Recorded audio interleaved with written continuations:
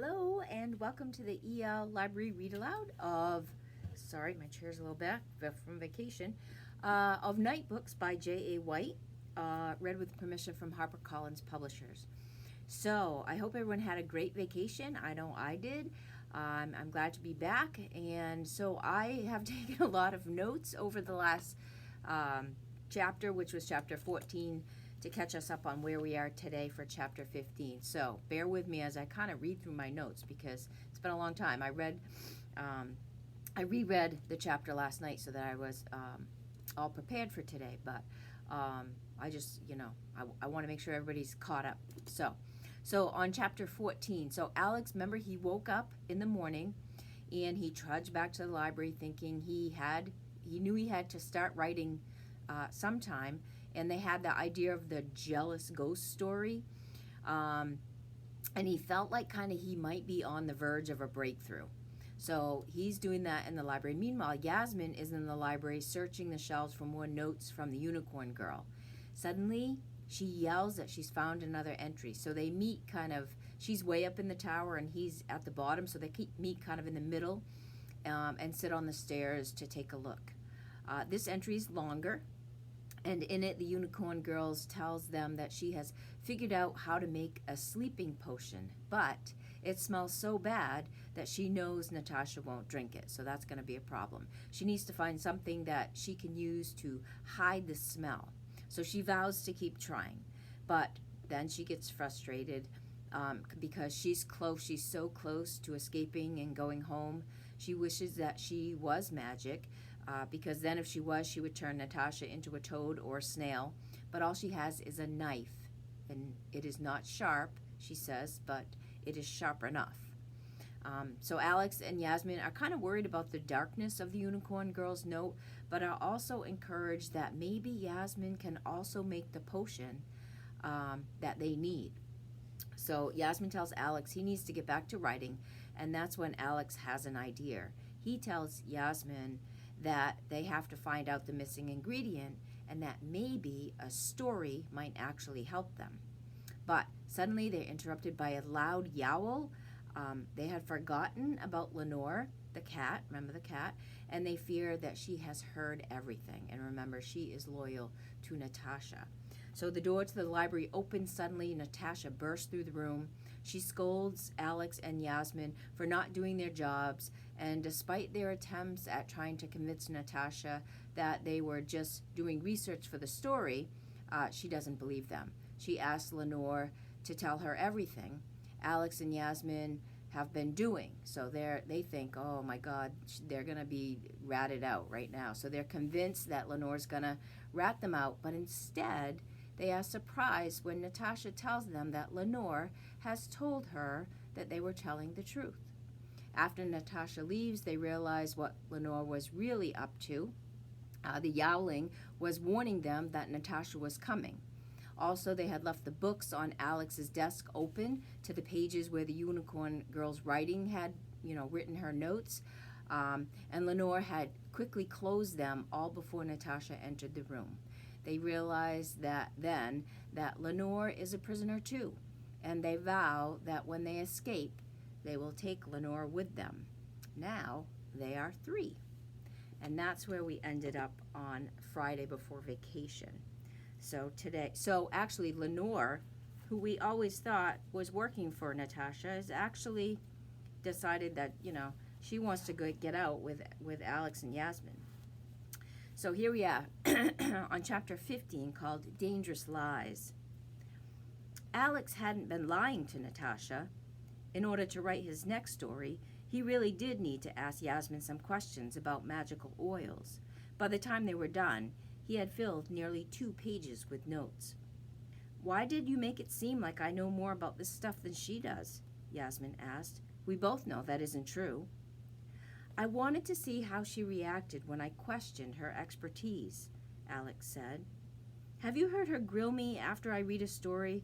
Say, I don't know this or I don't know that? Yeah, Yasmin said, stifling a grin. I've noticed how much that gets under your skin. It does not, Alex said. Yasmin raised her eyebrows. Okay, maybe a little bit. more than a little bit. The important thing is that Natasha's a know-it-all, and when I claimed you know more than she does, she couldn't take it. She reacted just the way I hoped." "You wanted her to get mad?" "Yes," Alex said. "Angry people don't think clearly. They let things slip. We can use that to our advantage." "There's a few disadvantages to getting Natasha mad, too, like she might lose her temper and turn us into a pair of matching socks." "I know," Alex said, "but if we really want to escape, we need to start taking some risks." He explained the rest of his plan. Yasmin listened with growing incredulity. "I don't know," she said when he had finished. "It might work, if we're lucky. But wouldn't it be safer to search the books in the library first? Maybe I was wrong. Maybe Unicorn Girl did write the missing ingredient somewhere." "Even if she did," Alex said, "it could take weeks for us to find it. So many bad things could happen before then. I might not be able to think of a story. Natasha could wake up on the wrong side of the bed and decide she's tired of both of us. The sooner we get out of here, the better."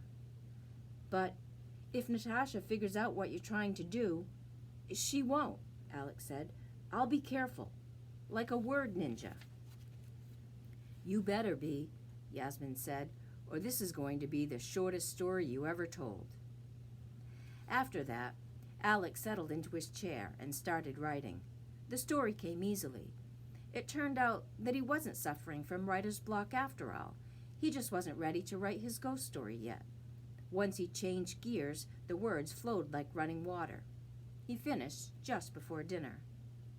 Yasmin had outdone herself.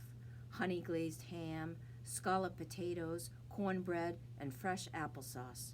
There was far too much food for one person to eat, and Alex knew that afterward he would have to dump most of it into the trash. Natasha didn't eat leftovers, and she refused to allow the children a single bite. It was the worst of her casual cruelties.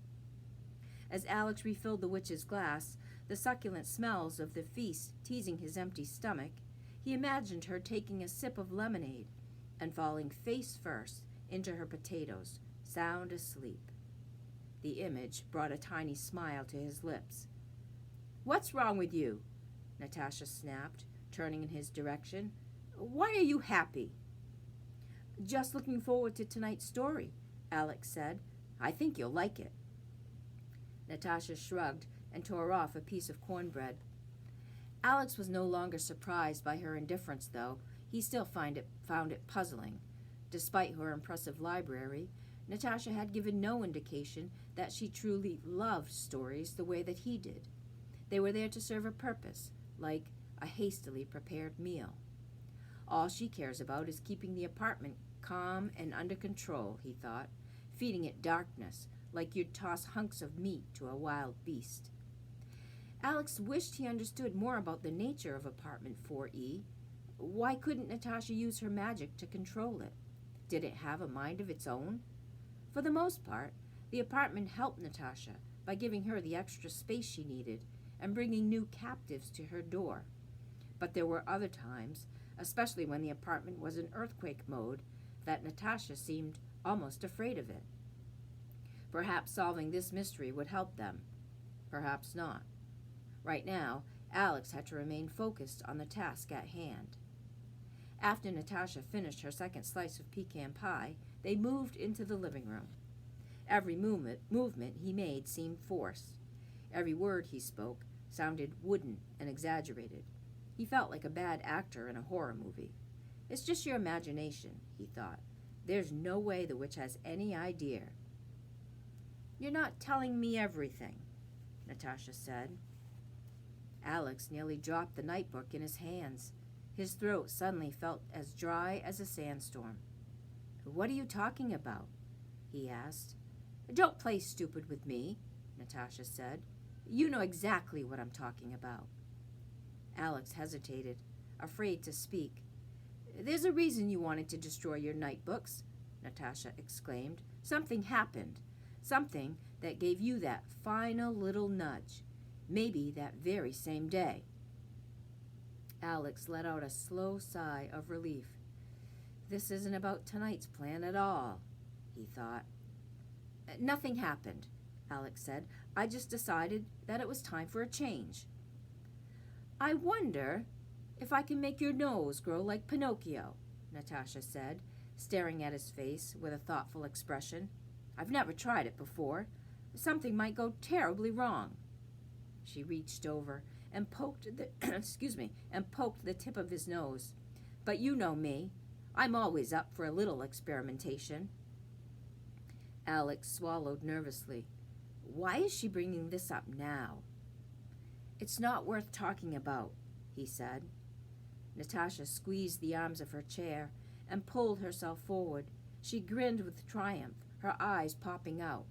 So, something did happen, she exclaimed. You admit it. If Alex and the witch had been alone, he would have just told her. Living through that morning again would have been humiliating, but in the end, Natasha's opinion didn't really matter to him. The problem was Yasmin. Once she discovered the truth, he was afraid that she wouldn't want to be his friend anymore. Tell me, Natasha said. Now. No, Alex said. Natasha's mouth fell open in a look of such exaggerated surprise that Alex almost laughed. He wondered how long it had been since someone refused her. I'm not asking, she said, her face growing flushed like a spoiled child. You either tell me or... Yasmin shrieked and jumped to her feet. You feel that? She asked. Natasha gave her a quizzical look. Feel what? The floor just trembled, Yasmin said. I think the apartment is about to have one of its earthquakes. I didn't feel anything, Natasha said, but there was a slight quiver in her voice. I was right, Alex thought. The apartment does frighten her. There, Yasmin exclaimed. Another one. I don't think you can feel it because your feet aren't on the floor.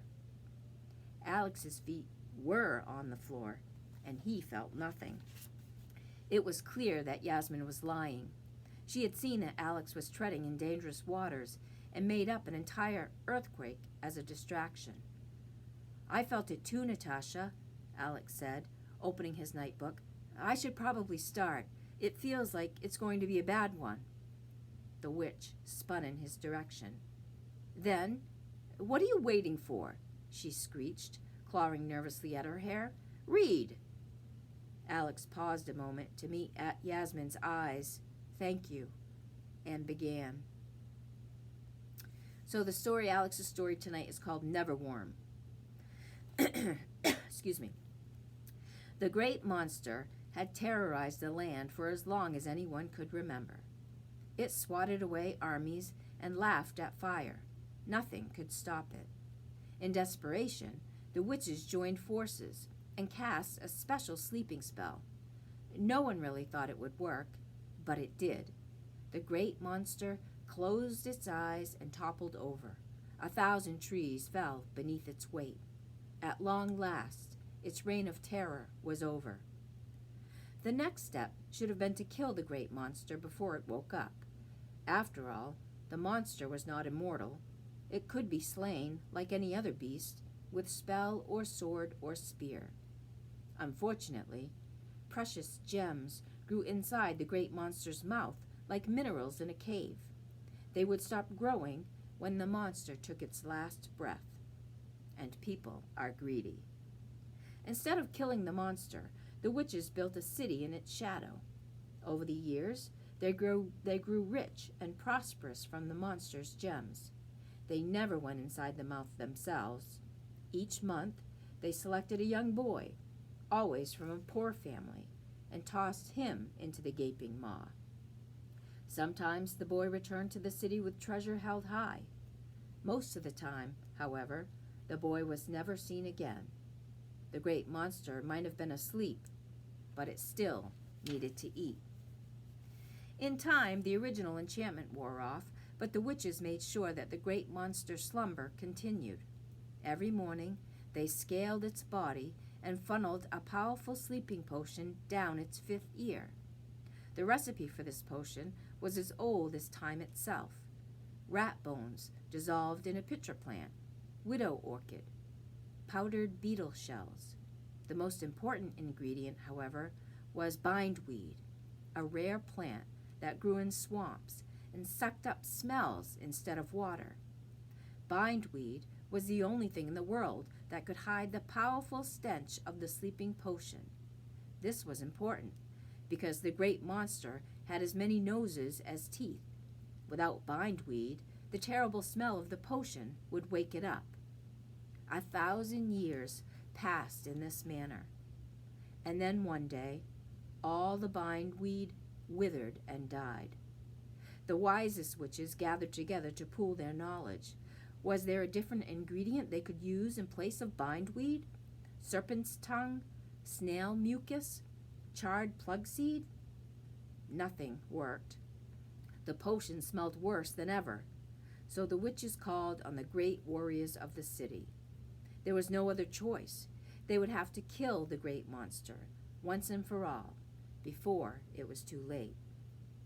That night, while the warriors sharpened their spears, the baker's daughter entered the golden hall. She was small, both in stature and age, but very, very clever. The other witches had never met her before. She lived in the poor section of the city, where a proper witch never went. "I've found a replacement for bindweed," the baker's daughter announced. "It'll take the smell away, so you can put the great monster back to sleep." "Nonsense," said the eldest witch. "Nothing can replace bindweed." "Nightberry juice," proclaimed the baker's daughter. The witches laughed. Nightberries made excellent pie, but they had no magical properties at all. "Foolish child," said the eldest witch. "You know nothing of real magic." Let me prove it to you," said the baker's daughter. "Give me some of your famous sleeping potion." The witch snapped her fingers, and a servant brought out a vial of the potion. It smelled like a dead skunk that had been lying in the sun for days. The girl pinched her nose and withdrew a bottle of violet liquid from her cloak. She poured a drop into the vial. The smell went away instantly. "Impossible," the eldest witch said. "Nightberry juice doesn't hold that kind of power." She ordered the servant to bring out a second vial of the sleeping potion. The baker's daughter added a drop of liquid from her bottle. The smell vanished again. The eldest witch was convinced. "Tell the warriors to stand down," she announced, snatching the bottle from the girl's hand. "Our problem is solved. The monster will continue to sleep, and we shall mine its gems as always." The baker's daughter watched her with a curious expression. Perhaps you were hoping for a reward?" the eldest witch asked, with a cruel twist of her lips. "If so, you should have kept your ingredient a secret. You could have named your treasure once you proved it worked. But now that we know it's simple nightberry juice, there's no reason to reward you." The baker's daughter bowed her head. "How foolish of me," she said. "I wish I was wise, like a witch." "On the other hand, we can't have you telling people that you were the one who solved our problem," the witch said. "You will leave at once and never return. A horse and supplies wait for you beyond the city walls. We will tell your parents that you drowned in the river." "My mother and father are already dead," the daughter said, "as is my brother." There was a sharpness to her voice that had not been there before. "Even easier, then," said the witch, not interested. She waved her hand. There was a flash of light, and the baker's daughter found herself on the outskirts of the city. An old gelding was waiting for her, as promised. The girl rode the horse to the top of a large hill a few miles from the city. It was as good a spot as any from which to watch. She sat down in the grass. In the distance, the great monster slumbered. The baker's daughter could see its claws from here, as big as trees, but far sharper. She imagined what was happening right now. No doubt the witches had already made a batch of new potion with the liquid from the girl's bottle. Someone would be pouring the potion into the fifth ear, thinking that she was saving everyone in the entire city. The baker's daughter smiled. The eldest witch was right. Nightberry juice had no magical properties, but the bottle that the baker's daughter brought to the witches had been filled with more than just nightberry juice. There was a pinch of neverworm in there as well, from the patch that the baker's daughter had found while poisoning all the bindweed. Such a possibility had never occurred to the eldest witch, for who would be mad enough to do such a thing? Neverworm not only erased the smell of any potion it was added to, it erased its magic as well. In fact, just the tiniest touch of neverworm could undo the most powerful enchantment. The baker's daughter only wished the rest of her family could be here to see her revenge. Her sweet brother, who had been thrown into the mouth of the great monster and never returned. Her poor father, dead of a broken heart, and her mother, who followed him soon afterward. She missed them with a love both fierce and terrible. The girl removed a frosted roll from her cloak. She had baked it earlier this morning, using her family's recipe. As the monster awoke and the screams began, she took a tiny bite. It was delicious. The misting room had dissipated several minutes beforehand, giving Alex a clear view of Natasha's face. She looked livid. "What was that?" she asked. Alex tried to look as hurt as possible. "You didn't like it?" he asked. "Really? I wrote it for you. I figured since the story was about magic, you might..." "Why was the witch fooled so easily by a simple girl?" she shrieked, leaping to her feet. She poked him in the chest with the long nail of her index finger. "Are you saying that I'm stupid? That I'm gullible? Is that what you're trying to tell me?" Natasha was so self-centered that she assumed the story was about her. Alex had hoped this would be the case. If she's upset, she's more likely to slip up and tell us what we need to know. Still, he had to be careful. He couldn't push her too far. "It's just a story," Alex said. "I needed a foolish witch in order to make the ending work. She's just make-believe, a character. Obviously, a brilliant witch like you, a witch who knows more about magic than anyone else in the world, a witch so amazing that..." He saw Yasmin give a little shake of her head. "Too much, too much. Anyway, you never would have fallen for it." Natasha nodded, drinking it up. "That's right," she said. "I would have seen right through her." "You would have tested the potion first," Alex said. "Made sure it actually worked before you sent someone to use it on the monster." "Obviously," Natasha said. "And you would have investigated why all the bindweed died to begin with," Alex said. "I mean, the only herb that can erase the smell of a potion suddenly gets wiped out? That's pretty suspicious." Natasha laughed into the back of her hand. "What?" Alex asked. "Bindweed," she said. "Yasmin tell you to use that part of your research?" Alex brightened. "You noticed," he exclaimed. "I thought you'd like the story better if I used real magical ingredients instead of just making them up. Yasmin was a big help." "Neverworm isn't real, obviously," Yasmin admitted, "and I had to guess at what ingredients might be used in a sleeping potion, but I'm pretty sure that recipe could work." She ignored Natasha's dismissive chortle. "And I know for a fact that bindweed conceals magical odors. It was Claire who told me that, and she was an expert." Yasmin glared at Natasha in defiance, as though daring the witch to contradict her. The witch stopped laughing. "There's only one expert, girl," Natasha said. "Me.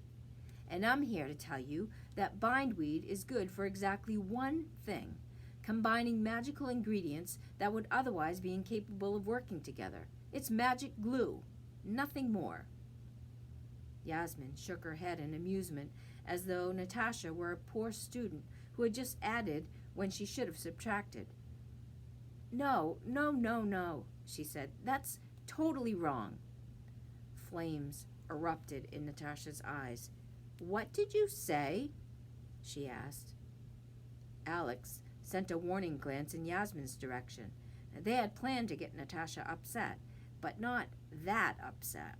One more word, and she might find herself a porcelain figure. Yasmin ignored him. Bindweed makes the foulest magical odor vanish, Yasmin said, stubbornly crossing her arms. I've seen it work. Impossible, Natasha said, but there was the slightest flicker of doubt in her tone. She's not as sure of herself as she seems, Alex thought. Remember that order of beauty oil you had me make a few weeks back? Yasmin asked. The shrew feet were past their prime, and the whole batch ended up stinking really bad. I added lavender, lemongrass, all the usual, hoping to cancel it out, but nothing worked. So I threw in a few sprigs of bindweed. Yasmin snapped her fingers. Ta-da! No more odor. You're wrong, Natasha exclaimed. Her uncertainty had passed. Now there was only anger. Bindweed doesn't do that. Except it did, Yasmin replied. So I really don't see what other explanation. Alex clapped his hands together as though he had just thought of a great idea. Hey, I know, he suggested. Maybe you got your ingredients confused. You thought it was bindweed, but it was, I don't know, what takes away smell? He shrugged and turned to Natasha for assistance. The witch, clearly warming to the idea that Yasmin had made a mistake, was quick to respond. Cinnaroot, she said. It's the only thing that would have actually worked. Alex nodded, as though this was only of passing interest, but there were fireworks exploding in his head. Got it, got it, got it. Oh, Yasmin exclaimed, smacking herself in the forehead. This is so embarrassing. I had just used cinnaroot in a different oil, and I guess I might have gotten it confused with bindweed. They don't even look anything alike, Natasha said, her air of superiority returning in full force. How stupid can you be? You're right, Yasmin said. Of course I'm right, Natasha replied, raising her chin high. I'm the witch. She snapped her fingers in Alex's direction. Well, what are you doing? Correct your story before you forget. And if you need to do any more research in the future, you come to me. Got it? Got it, Alex said, removing a pencil from his pocket. He erased his first use of bindweed and then looked up with a shy smile. Does cinnaroot start with an S or a C? I just want to make sure I get it right. Oh, fooled Natasha there. And that is the end of chapter 15 for today. We will continue right back here tomorrow at 3 o'clock. Join us on our YouTube, EL Library YouTube channel. The link is always posted on Instagram and Facebook every day. So it looks like, if I've planned this correctly, we will be finishing around Wednesday the story of next week. So you can plan on that. So, hope you had a great vacation, everybody. Thanks for listening in today, and I will see you again tomorrow. Have a great afternoon.